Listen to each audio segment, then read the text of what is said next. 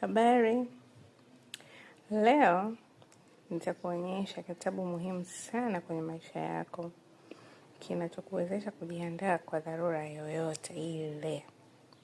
Kitabu hiki kinaitwa The Lost Survival Foods. Kinakuelezea jinsi ya kuhifadhi chakula kwa muda mrefu.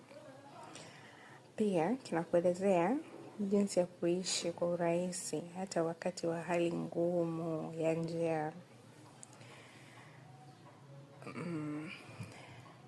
Kutokana na njia huko kwenye kitabu kuna njia rahisi za kuhifadhi chakula hadi mapishi ya dharura. Katika kitabu hiki kitakufaa sana kwenye kipindi ambacho hauna hela au hauna hela ya kutosha. Unaweza kuwa na hela lakini hauna hela ya kutosha. So hichi kitabu kitakuwezesha wewe kujua namna gani ya kuhifadhi chakula kwa muda mrefu, hata mpaka miezi 6. Unaweza kuhifadhi chakula hata kipindi cha njaa.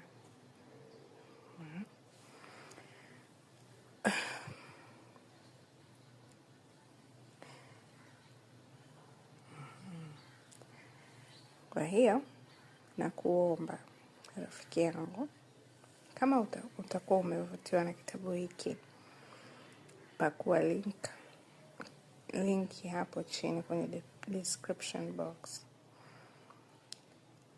Usisubiri hadi janga lifike. Jitayarishe leo ili uweze kuishi baadaye.